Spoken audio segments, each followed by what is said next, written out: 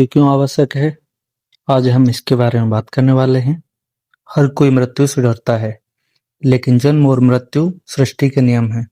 यह ब्रह्मांड के संतुलन के लिए आवश्यक है। इसके बिना मनुष्य एक दूसरे पर हावी जो हो जाते हैं। कैसे? इस कहानी से मैं आपको समझाता हूँ। एक बार एक राजा संत के पास गया, जो राज्य के बाहर एक पेड़ के नीचे बैठे थे। राजा ने पूछा, है स्वामी, क्या कोई ऐसी औषधि है जो अमरता दे सके? कृपया मुझे बताएं। संत ने कहा, हे राजा, आपके सामने जो दो पर्वत हैं, उन्हें पार कीजिए। वहां एक झील मिलेगी, उसका पानी पीने से आप अमर हो जाएंगे। राजा ने पर्वत पार कर झील पाई। जैसे ही वह पानी पीने को झुके, उन्होंने कराहने की आवाज सुनी। आवाज का पीछा करने पर उन्होंने एक बूढ़े और कमजोर व्यक्ति को दर्द में देखा।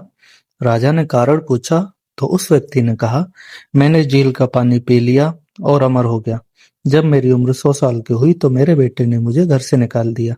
मैं 50 साल से यहाँ पड़ा हूँ, बिना किसी देखभाल के। मेरा बेटा मर चुका है और मेरे पोते अब बूढ़े हो चुके हैं। मैंने खाना पीना बंद कर दिया है, फिर भी जीवित हूँ। राजा ने सोचा, बुढ़ापे के साथ अमरता का क्या फायदा? अगर मैं अमरता के साथ यौवन भी प्राप्त कर सकूं तो? राजा वापस संत के पास गए और समाधान पूछा। कृपया मुझे अमरता के साथ यौवन प्राप्त करने का उपाय बताएं। संत ने कहा, झील पार करने के बाद आपको एक और पर्वत मिलेगा, उसे पार करिए और एक पेड़ मिलेगा जिस पर पीले फल लगे होंगे। उन फलों में से एक खा लीजिए और आपको अमरता के साथ यौवन भी मिल जाएगा। राजा ने दूसरा पर्वत पार किया और एक पेड़ देखा जिस पर पीले फल लगे थे। जैसे ही उन्होंने फल तोड़ने के लिए हाथ बढ़ाया, उन्हें तेज बहस और लड़ाई की आवाजें सुनाई दी। उन्होंने सोचा, इस सुनसान जंगल में कौन झगड़ सकता है। राजा ने 4 जवान आदमियों को ऊंची आवाज में झगड़ते देखा। राजा ने पूछा, तुम लोग क्यों झगड़ रहे हो? उनमें से एक बोला, मैं 250 साल का हूँ और मेरे दाहिने वाले व्यक्ति की उम्र 300 साल है। वह मुझे मेरी संपत्ति का हिस्सा नहीं दे रहा है।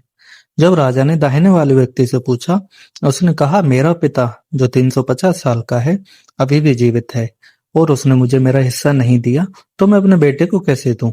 उस आदमी ने अपने 400 साल के पिता की ओर इशारा किया, जिन्होंने भी वही शिकायत की। उन्होंने राजा से कहा कि संपत्ति के इस अंतिम झगड़े की वजह से गांव वालों ने उन्हें गांव से निकाल दिया है।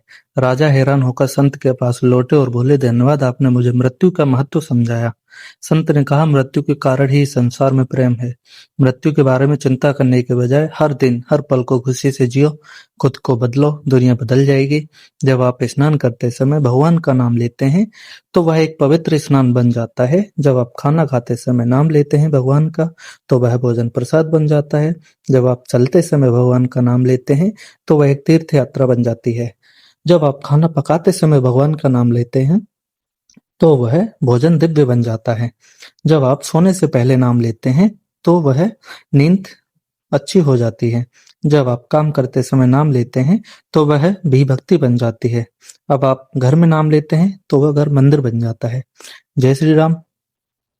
आशा करता हूँ आपको मेरी कहानी अच्छी लगी होगी। आप जहाँ भी रहते हैं सुख शांति से रहें, परिवार का ध्यान रखें, खुशहाल जीवन जिएं।